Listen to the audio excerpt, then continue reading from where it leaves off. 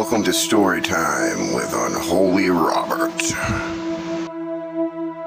It was the early 90s, and I was in first grade. I was a shy kid, but I wanted to make friends. But it was hard because of my family's background and my social skills. I watched a lot of Simpsons, and Bart Simpson seemed to be my favorite character. His outgoing mischief was admirable to me, so I thought acting in that way might get me some friends in school. So I devised a plan, a hoax, or a ruse, if you will, to get more friends, to get more popular. See, there were these neighbors that had a dog that lived down the street that always barked at me when I got home from school, so I didn't like him anyway. So like an Einstein daydream, it came to me. Fake a vicious dog attack from that neighbor's dog. Pretend I'm injured almost near death, and gain sympathy from my fellow students and teachers. So that night before school, I raided my mom's medicine cabinet, draped myself in bandages, covered myself in my mom's lipstick mixed with cranberry juice to pose as fake blood, and waited for tomorrow. But out of the many possible scenarios of this not working, there was a variable I didn't think of at first. My older brother, the bane of my existence at the time, who wanted me to pretty much fail at any attempt to get friends. If he knew I was doing this, he'd surely rat me out. So I had to keep it secret from him. He couldn't know I was doing this. So that day, instead of taking the bus, I walked to school, and as I entered class, you could see the jaw-dropped look on the teachers' and students' face. Everyone going, "Oh my God, Rob, what happened to you? What happened? Oh my God, are you okay? Are you okay? Are you gonna be okay?" And that's when I went and told my lying-ass story. How I was walking home from school, and the dog got off his leash and attacked me. Bit my stomach, bit a hole in my stomach, bit my arm. There was blood everywhere. I had to be taken to the emergency room. I almost died. Everyone in the class believed it. They were just astonished. "Are you okay? Are you okay? Is there anything I can get you? Can I get you a juice? Here, let me rub your shoulder. Are you okay? Is your arm okay?" And me just going along with it, you know. All the kids giving me all the sympathy, all the interest and love I could ever want. Teachers were giving me extensions on my homework. Kids were giving me their extra snacks and lunch.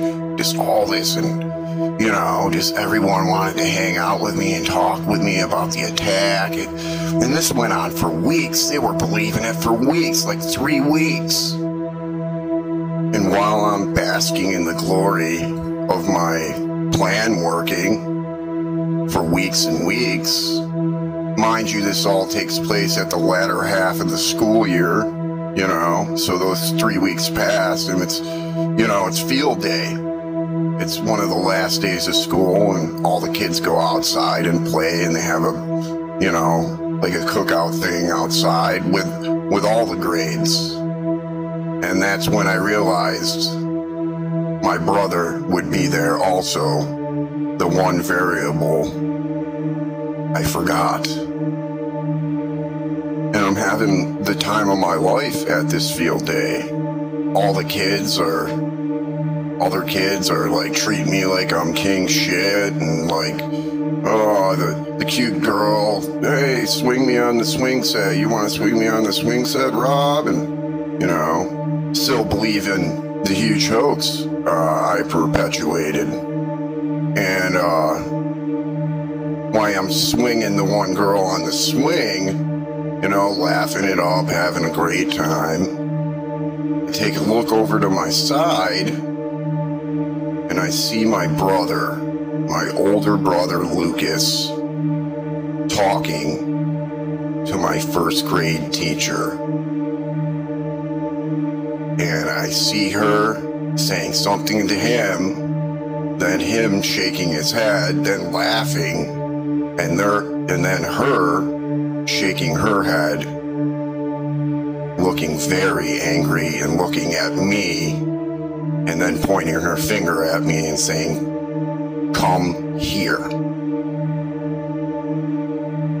And I still had the bandages on. I was still keeping the whole ruse going, still had the fake homemade blood on me and a big bandage wrapped around across my stomach, like I had a hole there and shit. And she just says, come here. And I'm like, I'm hesitant because I kind of know what's happening. But instead, she comes to me because she's just sick of waiting because I'm scared to go over to her. She comes over, pulls up my shirt for everyone to see, and just rips the bandages off.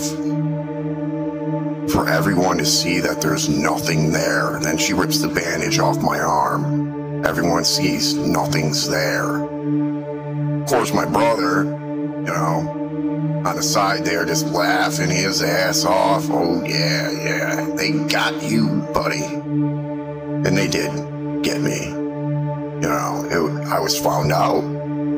All the students were there to see the huge lie I perpetuated for weeks. You know, and in my quest to become a popular kid, a well-known kid, and loved, I ended up becoming the most hated kid just from being found out. So that's a lesson to you, kids, don't fucking lie.